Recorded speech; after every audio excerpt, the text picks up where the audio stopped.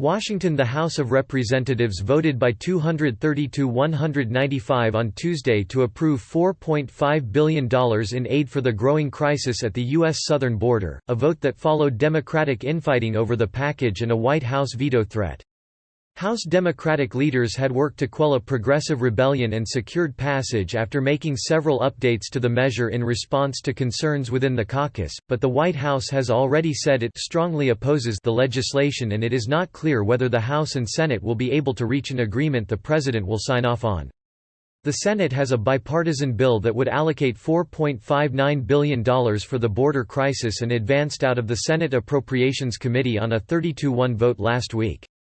But the proposal has significant differences with the House bill, adding to the uncertainty over whether a deal can be reached. The progressive pushback against the bill was an unexpected wrinkle in the race to get the legislation passed and signed into law before a key agency, the Office of Refugee Resettlement, runs out of money at the end of the month. That's not the only agency in desperate need of funding to stem the crisis at the border. The funding would also go to help other agencies and help manage the crisis. The Senate still faces uncertainty on when it will pass its own border supplemental bill, which doesn't include some of the policy riders the House bill has and includes money for. The Department of Defense, something that the House doesn't do. In a possible sign that the House and Senate may be able to find common ground, however, Pelosi referred to the Senate legislation as a good bill in a House Democratic caucus meeting on Tuesday, according to a senior Democratic aide.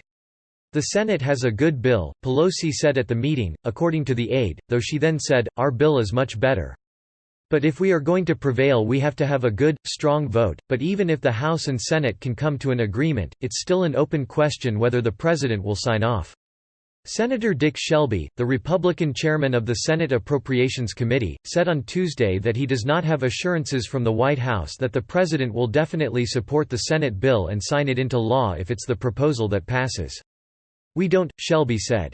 In a more than 2-hour meeting on Monday night, House Democratic leaders and appropriators faced tough questions from rank-and-file members frustrated by House leadership's strategy and the underlying border spending bill.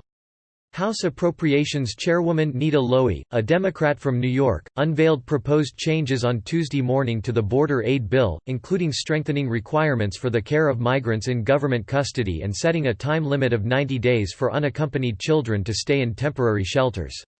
Late Tuesday afternoon, the proposed changes were updated to include additional provisions, including requiring the Secretary of Health and Human Services to replace contractors who do not meet enhanced standards required under the Flores Settlement, which limits the length of time and conditions under which U.S. officials can detain immigrant children.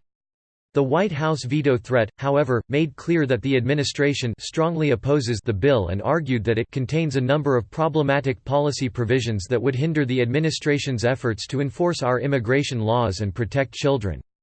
This story has been updated with additional developments Tuesday. Thanks for listening to Bit News. Subscribe for more content.